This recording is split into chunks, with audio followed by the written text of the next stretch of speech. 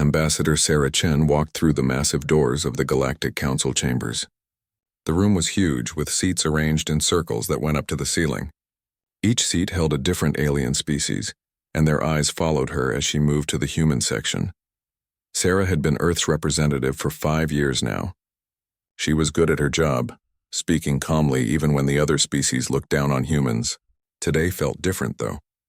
The air was thick with tension, and the usual quiet chatter had stopped completely. The Zephyrian delegate stood first. His species looked like giant birds with sharp beaks and cold eyes. "The motion before us today is simple," he announced, his voice echoing through the chamber. "Humanity has grown too comfortable, too independent. It is time they learned their proper place in our galaxy." Sarah kept her face calm, but her heart started beating faster. She had expected this day might come, but not so soon. The hegemony representative spoke next. Her species looked almost human, but with gray skin and no hair. "Earth controls 17 colonies now. Their trade routes interfere with established patterns. Their technology development proceeds without proper oversight. This cannot continue." Murmurs of agreement rippled through the chamber. Sarah noticed that none of the species that had received human aid were speaking up. The Kalari, whose homeworld humans had helped rebuild after a plague. The Thixians, who used human medical technology to cure their genetic disorders. The small species that relied on human protection from raiders and pirates. They all sat silent. "Earth has been a model citizen for 50 years, Sarah said, standing slowly. "We have shared our knowledge freely. We have helped anyone who asked. We have never started a conflict or broken a treaty." "Exactly the problem," growled the Zephyrian. "You make the rest of us look bad. Your so-called generosity is just another form of control. You want other species to depend on you." Sarah almost laughed. If only they knew the truth. Humans had been holding back for decades, showing only the most basic versions of their technology. The ships the galaxy saw were old models. The weapons were simple energy beams. The medical advances they shared were elementary compared to what Earth really possessed. The decision had been made long ago by Earth's leaders.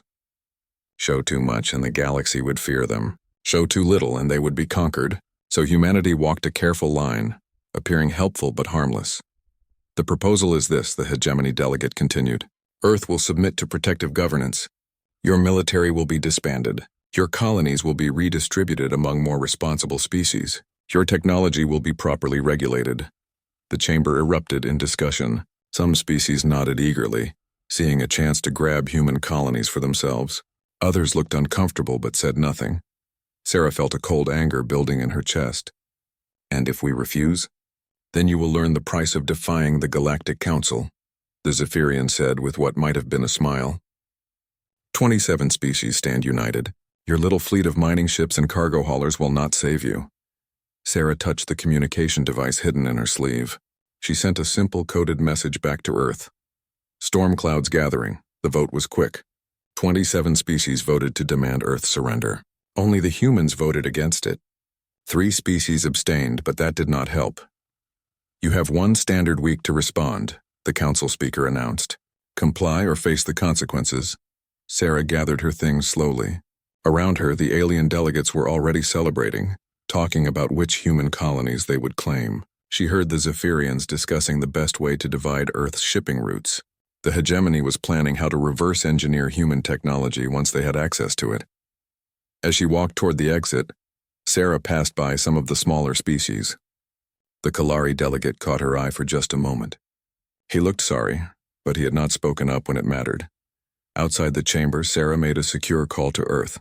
General Martinez answered immediately. "How bad is it?" he asked. "Complete surrender or war?" 1 week to decide. There was a long pause. "You know what the answer will be." Sarah did know. Earth would never surrender. The colonies would never submit to alien rule. Humans had fought too hard for their freedom to give it up now. "General," she said quietly, "they think we're weak.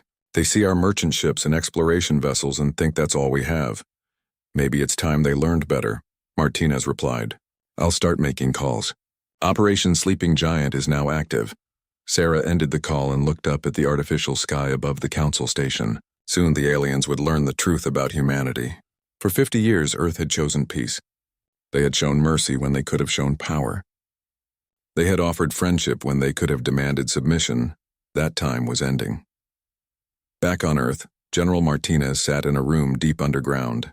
Around him, screens showed the positions of every human ship in known space. To outside observers, it looked like a small fleet of civilian vessels. Cargo ships, medical transports, research stations, mining platforms. The aliens had no idea what they were really looking at.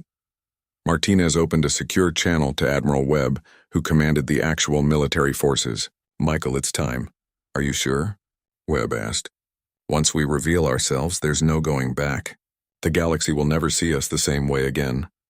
"They made their choice," Martinez said. 27 species just voted to enslave us. I think our secret is less important than our freedom." Orders went out across human space.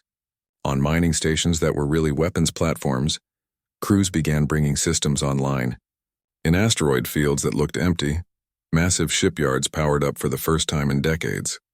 Ships that appeared to be carrying cargo dropped their disguises and revealed their true nature. The merchant vessel Bright Hope had been trading peacefully in the Centauri system for years. Its captain, Elena Vasquez, received the activation order while loading medical supplies for a Kalari colony. "Well," she told her crew, "vacation's over." The ship's hull began to shift and change. Cargo bays opened to reveal weapon systems. Engine pods separated and repositioned themselves. In minutes, the harmless trader had become something that belonged in nightmares. Similar transformations were happening throughout human space. A galaxy that thought it knew humanity was about to discover how wrong it had been. On the council station, Sarah Chen packed her belongings. She would be leaving soon. Earth's response would arrive in 6 days, and she suspected the council would not like what they heard. Her assistant, a young man named David, looked worried. "Ambassador, what do you think will happen?" Sarah looked out at the stars one more time. "The aliens think they're about to fight a war against harmless humans. They have no idea they're about to face something that has been holding back for 50 years. She sealed her bags and headed for the door. "David, I suggest you catch the next transport home. This station is about to become a very dangerous place to be." The countdown to war had begun, and the galaxy had no idea what was coming for them. Admiral Marcus Webb stood on the bridge of the ship that officially did not exist. The vessel had no name in any public records. To anyone watching from outside, it looked like empty space. The stealth technology was so advanced that even human sensors from 50 years ago could not detect it. Earth's response to the Galactic Council had been simple: no. Now, 3 days later, the first Council fleets were moving toward human colonies. They expected easy victories against what they saw as a weak species with outdated technology. Admiral, his communications officer, reported, "The Zephyrian Third Fleet has entered the Kepler system. They're moving toward New Texas colony." Webb nodded. New Texas was home to 50,000 humans, mostly farmers and miners. The Council probably expected them to surrender without a fight. "Signal the colony," Webb ordered. "Tell them to stay in their shelters. This will be over quickly." The Zephyrian fleet was impressive by galactic standards: 15 heavy cruisers and 40 smaller ships, all armed with the best weapons the bird-like aliens could build. Admiral Kexthor, their commander, had conquered 12 worlds for the Council. He was famous for his quick, brutal victories. "Human vessels detected," his sensor officer reported. 3 ships approaching slowly. Kexthor looked at the display and almost laughed. The human ships were small and looked ancient. Their hulls were scratched and worn. They moved like cargo haulers, slow and clumsy. "Are they trying to surrender?" he asked. "No, sir. They're hailing us." The main screen showed a human in a simple uniform. He looked middle-aged and tired, like a freight captain who had been flying the same route for years. "This is Captain Rodriguez of the New Texas Defense Force," the human said. "You are in violation of human space. Turn around and leave immediately." Kexthor's bridge crew burst into laughter. 3 tiny ships against his entire fleet, and the humans were giving him orders? "Human," Kexthor replied. "You have 30 seconds to surrender before I destroy your ships." Captain Rodriguez sighed. "I was really hoping you would turn around." "Admiral Webb, you heard him. We're cleared for action." The 3 human ships suddenly changed. Their worn hulls split open like flowers blooming. Hidden weapon ports emerged. Their engines flared with energy that made space itself bend around them. "What?" Kexthor began. Then his ship shook as something hit his shields. "Impossible," his weapons officer gasped. "Their energy output just increased by 3,000%. These readings can't be right." The lead human ship fired again. This time, Kexthor's flagship lost half its shields in one hit. Around him, his fleet was frantically trying to target the human vessels, but they were moving too fast. One moment they were in front of the fleet, the next they were behind it, then above it. How are they moving like that? Kexthor demanded. His science officer was staring at his instruments in disbelief. Sir, they're not using any propulsion system we recognize. They're manipulating gravity itself. 2 more Zephyrian ships exploded. The humans were cutting through his fleet like it was made of paper. Their weapons ignored shields completely and turned armor into gas. All ships focus fire on the lead vessel, Kexthor ordered. 40 ships fired at once. The energy beams converged on the human ship and passed right through it. Phase technology, the science officer whispered. They can shift out of normal space. The human ship reappeared behind 3 Zephyrian cruisers. One shot from its main weapon was enough to destroy all 3. In 15 minutes, it was over. The entire Zephyrian Third Fleet was either destroyed or disabled. The 3 human ships had not taken a single hit. Captain Rodriguez appeared on screen again. He still looked tired, but now there was something cold in his eyes. Admiral Kexthor, your escape pod has been detected. You and your surviving crew will be returned to Council space with a message. Tell them that was our mining equipment. Our actual military is still on its way. Similar scenes played out across a dozen systems. Council fleets that had expected easy victories found themselves facing impossible technology. Human ships that looked like cargo haulers revealed themselves as advanced warships. Mining stations turned out to be armed fortresses that could destroy entire fleets. On the Council station, emergency meetings were being held every hour. Reports came in that made no sense. Fleets disappearing. Impossible weapons. Ships that could phase through matter. The humans are using stolen technology.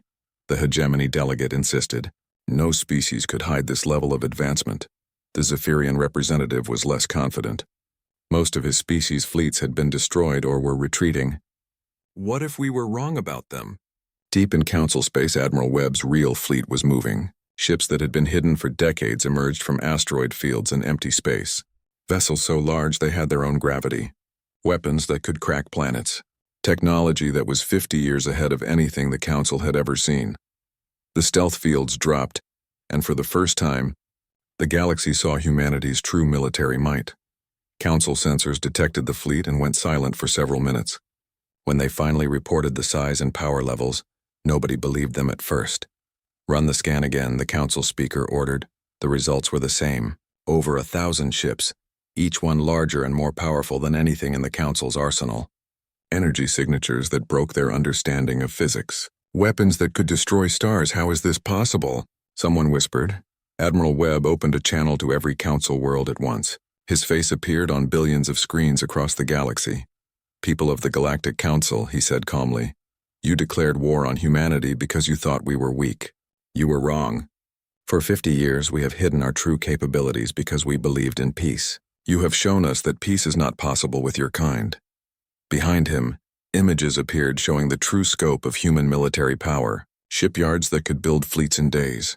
Weapons that treated the laws of physics as suggestions. Soldiers whose capabilities went beyond anything organic life should possess. This is not our main fleet, Webb continued. This is a police action. We are giving you one chance to withdraw from human space and return our people unharmed. If you refuse, you will learn why humanity chose peace when we were strong enough to rule. The transmission ended, leaving the galaxy in shocked silence. On Earth, General Martinez watched the reports coming in. Every human colony was safe. Every Council fleet that had attacked was destroyed or retreating. The secret was out now and there was no going back. Sir, his aide asked, what do we do if they surrender? Martinez looked at the casualty reports. Hundreds of human civilians had died in the initial attacks. Good people who had just wanted to live peacefully on their frontier worlds. We'll see, he said quietly. But I don't think they're going to surrender. Their pride won't let them. They'll try to find a way to fight us, and then we'll have to show them what war really looks like. In the Council chambers, the delegates were arguing frantically. Some wanted to surrender immediately. Others insisted that humanity was bluffing, that no species could possess such technology. The Zephyrian delegate had lost most of his fleets, but his pride was intact. We cannot submit to these creatures. The Council has stood for 10,000 years. We will not bow to humans. The vote was close, but the war faction won. The council would fight. They had no idea what they had just chosen. The largest fleet in galactic history assembled at the edge of council space. Ships from 27 different species formed a massive wall of metal and energy that stretched across 3 star systems. 10,000 warships carrying the combined military might of half the galaxy. Supreme Admiral Vex Thari of the Hegemony commanded the fleet from her flagship, a vessel 2 kilometers long and bristling with weapons. She had spent her entire career preparing for threats to the Council. She had studied every military doctrine, every battle strategy, every weapon system known to galactic civilization. Nothing had prepared her for humanity. The human fleet has been detected, her intelligence officer reported. 700 ships moving in formation toward the Rigel system. Vex Thari nodded. The humans were outnumbered more than 10 to 1. Even with their advanced technology, surely they could not overcome such odds. All fleets advance to intercept, she ordered. Today we end this threat once and for all.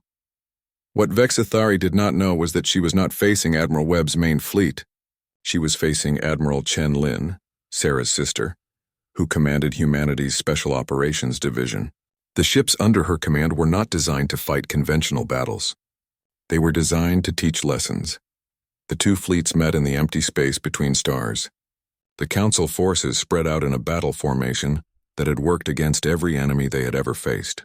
Overlapping fields of fire, mutual support, concentrated firepower on priority targets. The human ships simply ignored their formation completely. Admiral, the Zephyrian fleet commander reported, the humans are not moving into battle positions. They're spreading out individually. Each ship is taking a different course. Vex Thari frowned. Are they trying to run? No, ma'am. They're moving toward our fleets, but each ship seems to have a different target. There's no coordination at all. What the Council forces could not understand was that each human ship was indeed coordinated, but not in any way they recognized. The humans were not fighting a battle. They were conducting an experiment. The first human ship reached the Kalari fleet.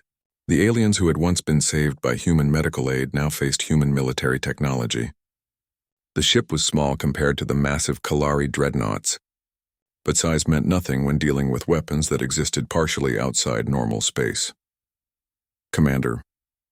Ixthan of the Kalari watched in horror as the human vessel simply passed through his flagship's shields as if they were not there. Then it fired a single shot that disabled every weapon system on his ship without harming the crew. How did they do that? His engineer gasped. The human ship moved to the next Kalari vessel and repeated the process. Shields penetrated, weapons disabled, crew unharmed.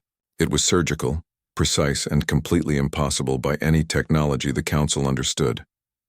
Across the battlefield, similar scenes played out.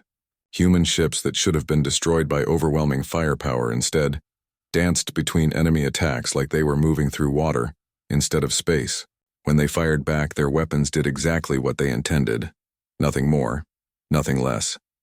A Zephyrian battle group tried to surround one human destroyer. The ship responded by splitting into 3 separate vessels, each one as powerful as the original.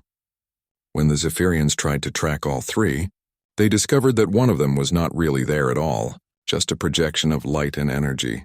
This is impossible, Admiral Kexthor reported from his new flagship. Their ships are violating the laws of physics. All laws, corrected his science officer, are apparently more like suggestions to humans. The Thixian fleet attempted a different strategy. Instead of trying to fight the human ships directly, they targeted the space around them, hoping to damage them with proximity explosions. The human response was to make space itself solid around their ships, turning vacuum into armor that absorbed the attacks.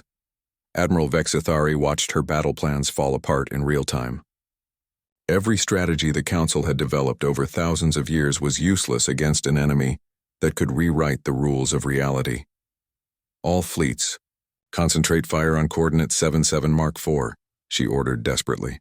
Maybe we can overwhelm one of them. 5,000 ships fired at the same spot in space.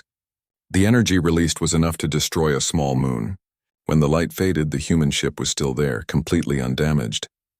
Impressive, came a voice over the communication system. It was Admiral Chen Lin, speaking directly to the Council fleet. We measured that attack at approximately 15 terawatts of directed energy. Our ships are rated to survive direct hits from stellar coronas, so that was barely noticeable. The Council fleet fell silent. 15 terawatts was their maximum combined firepower. To the humans, it was barely worth mentioning. Now, Chen Lin continued, let us show you what real weapons look like.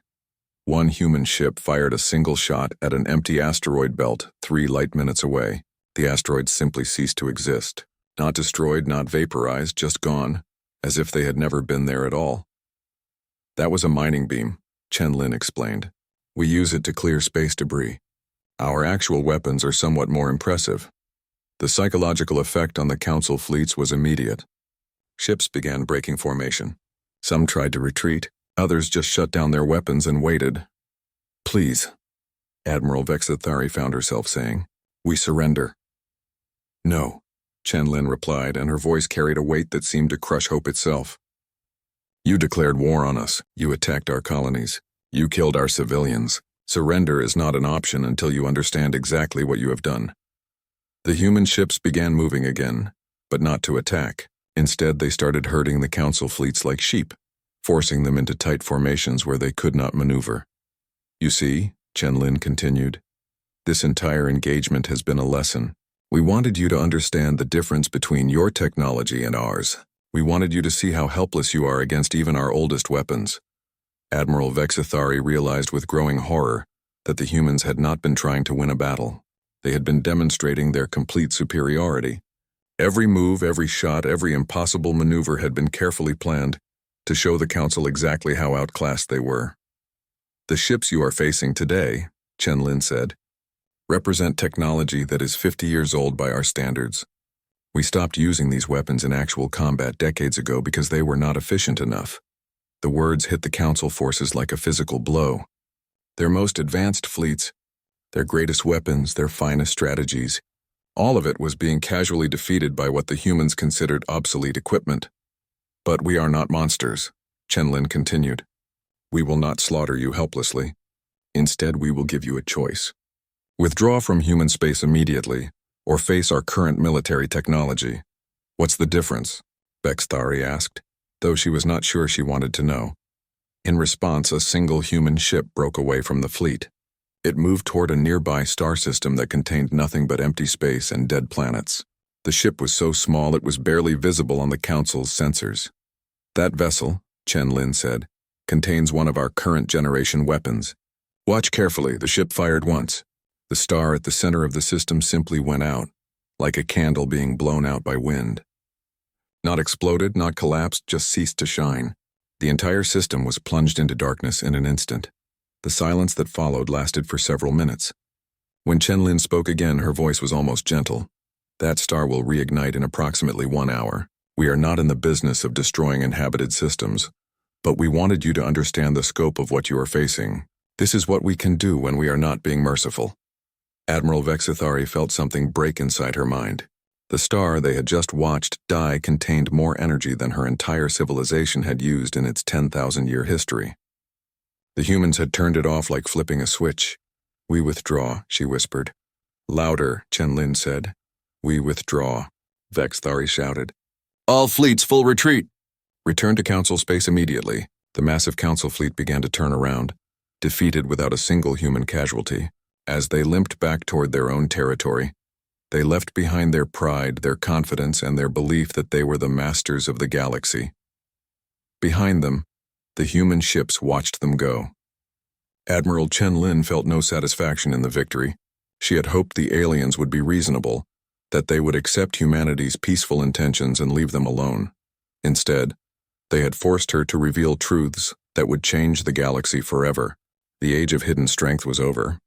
Now everyone would know what humanity was capable of, and that knowledge would bring its own problems. But those were concerns for tomorrow. Today, the immediate threat was ended and human space was safe again.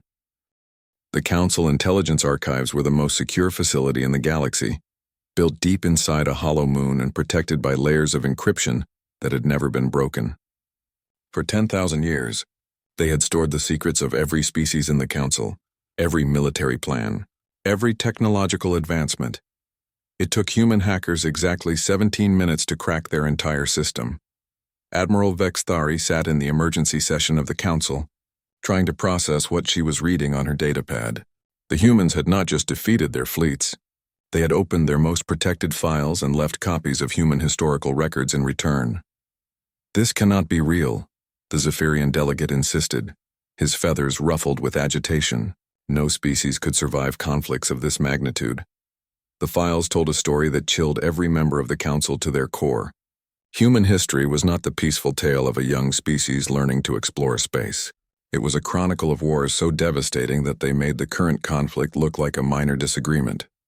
Dr. Kelm, the Council's chief historian, had been studying the files for 3 days straight. His hands shook as he presented his findings to the assembled delegates. "The documents appear to be authentic," he said, his voice barely above a whisper, cross-referenced with quantum dating techniques and verified against 17 different linguistic evolution models. These records span approximately 8,000 years of human history.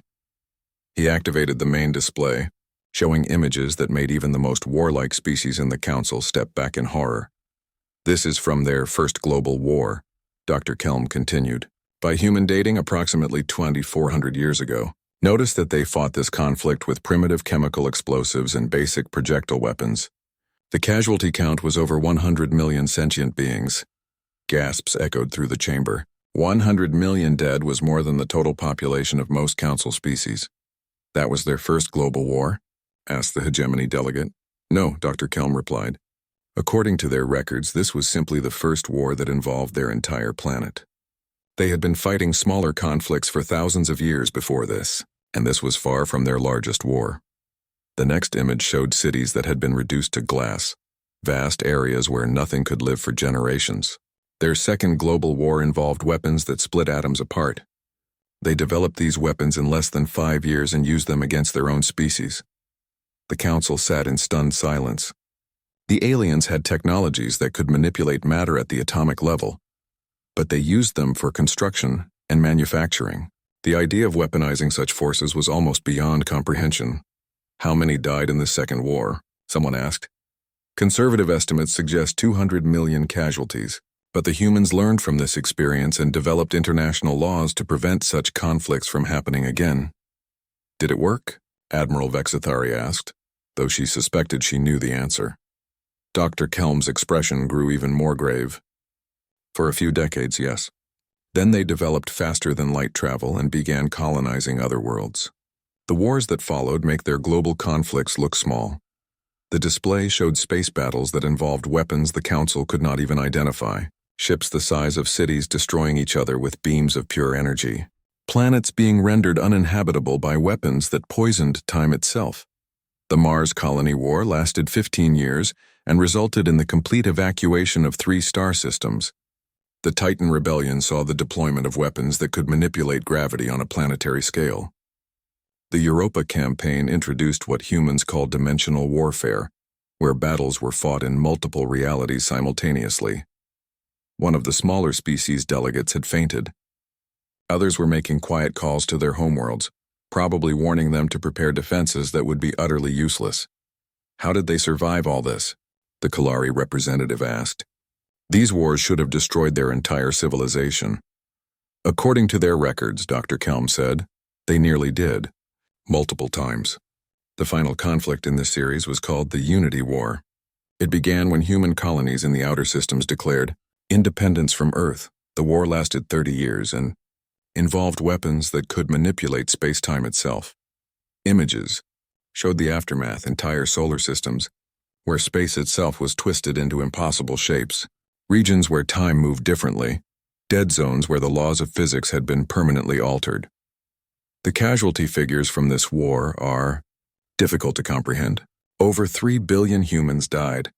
Several Earth continents were rendered uninhabitable.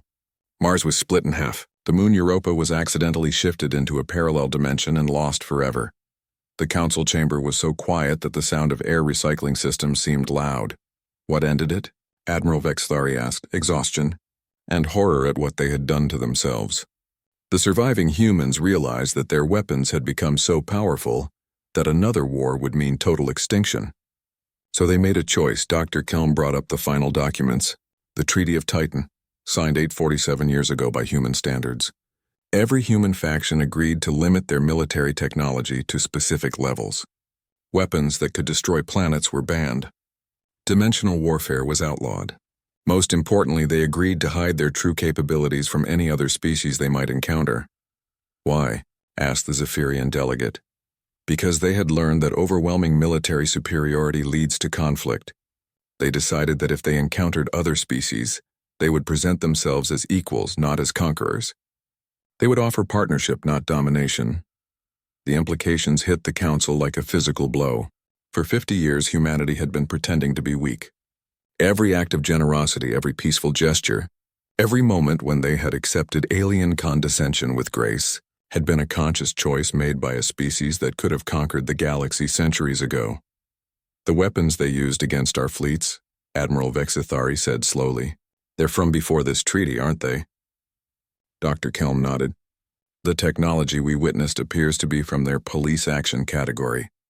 Weapons designed to suppress rebellion without causing massive casualties. Their actual military weapons we have no frame of reference for what they might be capable of. The hegemony delegate was studying her own datapad with growing alarm. According to these files, human space contains 1,700 inhabited worlds. We thought they had 20 colonies. The colonies we knew about, Dr. Kelm confirmed, were what they call contact zones. Deliberately small settlements designed to make them appear less threatening. Their real population centers are hidden behind stealth fields that our sensors cannot penetrate. How many humans are there? Someone whispered. The number that Dr. Kelm displayed made several delegates lose consciousness entirely. The human population was not measured in millions or even billions. It was approaching 1 trillion individuals spread across multiple star systems. They outnumbered the entire council by a factor of 10, Dr. Kelm said, and according to their own records, every adult human receives military training that would qualify them as special forces by our standards. The chamber erupted in panicked discussions. Some delegates were calling for immediate surrender. Others wanted to flee to the far edges of the galaxy. A few were discussing whether it would be possible to negotiate for the survival of their species. Admiral Vexithari stood slowly, her command authority bringing quiet to the chaos. We need to understand something, she said. For 50 years, this species could have conquered us at any time. They chose not to. They chose to trade with us, to help us, to pretend we were equals. Why? Asked the council speaker. Because, said a new voice, we hoped you would prove that peace was possible. Every head turned toward the chamber entrance. Ambassador Sarah Chen walked in, flanked by 2 humans in uniforms that seemed to absorb light itself. She looked tired, older than when she had left just weeks ago. Ambassador Chen, the speaker said formally, you are no longer welcome in this chamber. I'm not here as an ambassador, Sarah replied. I'm here as humanity's final messenger. We're leaving. Leaving? Sarah gestured to the displays still showing human military capabilities. You've seen what we are. You've learned what we're capable of. The experiment is over. What experiment? Admiral Vexithari asked. 50 years ago, when we first made contact with the Council, we had a choice. We could reveal our true nature and rule through fear. Or we could hide our strength and try to build genuine relationships. We chose to trust you with peace, hoping you would choose it too. Sarah's voice carried a sadness that seemed to echo in the vast chamber. Instead, you mistook our mercy for weakness. You saw our restraint as an opportunity for conquest. You proved that when given the choice between cooperation and domination, you will always choose domination. We were wrong, the speaker said quickly. We can change. We can— No, Sarah interrupted. You can't. We've studied your histories too. Every species in this council has the same pattern. You expand until you meet resistance, then you fight until you win or lose. You don't know how to be equals with anyone you perceive as different. She turned to address the entire chamber. Humanity is withdrawing from galactic civilization. The human fleet hung in space like a dark promise. Ships so large they had their own weather patterns drifted in perfect formation, their hulls reflecting no light, their presence warping space itself. At the center of this impossible armada was Admiral Webb's flagship, a vessel that existed partially outside normal reality. The Council's remaining fleets watched from a safe distance, their sensors struggling to comprehend what they were seeing. Energy readings that broke their instruments, gravity distortions that suggested the ships were more massive than planets. weapon signatures that indicated the ability to crack continents. This is their actual military, Admiral Vexithari whispered to herself. After everything they had witnessed, after all the impossible demonstrations of power, this was what humans considered their real fleet. Ambassador Sarah Chen stood on the bridge of the flagship, looking out at the Council forces through screens that showed her things human eyes were not designed to see. Admiral Webb stood beside her, his uniform bearing decorations from conflicts the galaxy had never heard of. "Are you certain about this demonstration?" Webb asked quietly. "Once we show them this, there's no pretending anymore. The galaxy will know exactly what we are." Sarah nodded. "They need to understand the choice they made. For 50 years, we offered them partnership. They chose war instead. Now they get to see what war with humanity actually means." The communication channels opened, broadcasting to every ship in the Council fleet and every world in Council space. When Admiral Webb spoke, his voice carried the weight of humanity's hidden centuries. "People of the Galactic Council," he began, "you declared war on my species because you believed we were weak. You attacked our colonies because you thought we could not defend them. You killed our civilians because you assumed we would not retaliate." Behind him, displays showed the true scope of human civilization. Cities that floated in gas-giant atmospheres, habitats built inside artificial suns, colonies that existed in folded space, occupying areas larger than solar systems while remaining invisible to outside observers. "You were wrong about everything," Webb continued, "but we understand your confusion. For 50 years, we have shown you only what we wanted you to see. Today you see the truth." A single ship separated from the human fleet. It was smaller than the massive dreadnoughts around it, but still larger than any vessel in the Council's arsenal. The ship moved toward an uninhabited star system 12 light-years away. "That vessel," Webb explained, "carries one weapon. It is not our most powerful weapon.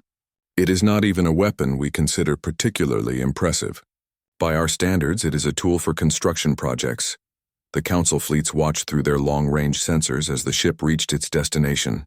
The system it had chosen contained nothing but a single star, and the remains of planets that had been destroyed by natural disasters millions of years ago.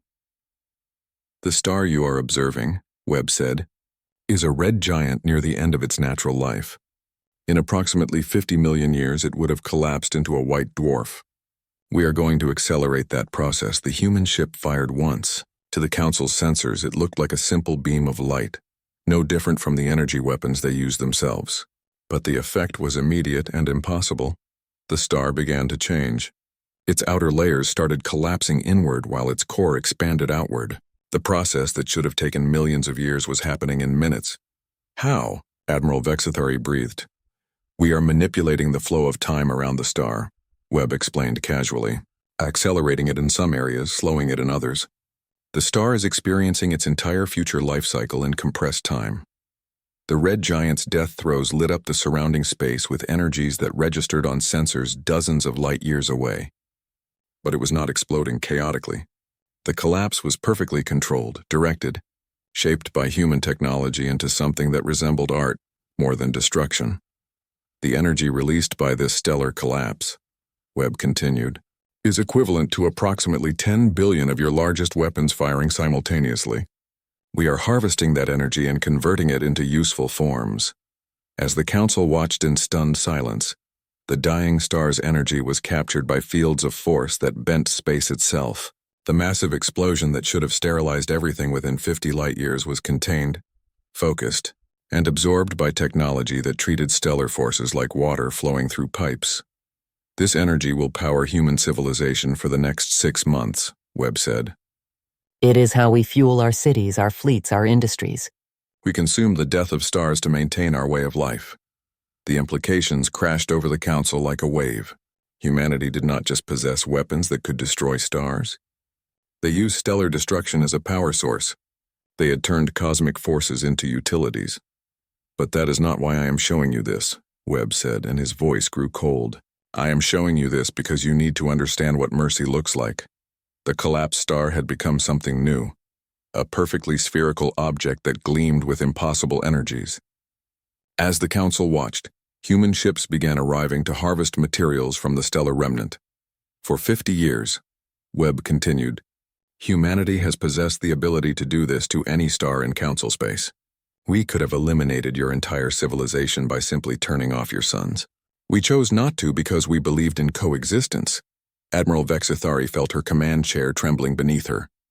It was her own hands shaking, she realized. The humans could have ended every species in the council by making their stars go dark. The technology they had just witnessed was not a weapon of war. It was a tool of genocide. You declared war on us, Webb said.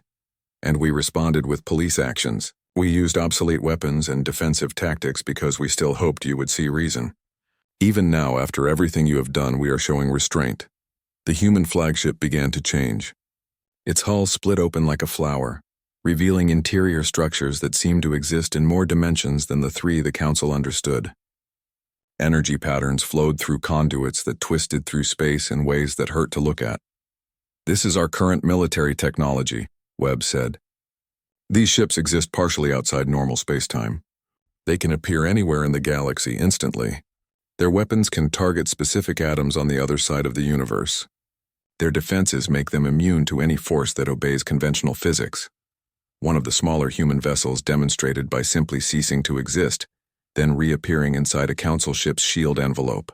It stayed there for several seconds, completely immune to the desperate attacks from the ship's weapons, then vanished again. We could end this war in seconds, Webb said. We could make your entire species disappear from history as if you had never existed. We could rewrite the past, so that your worlds were never colonized, your cultures never developed, your peoples never evolved. The casual way he described universal genocide made several council delegates collapse.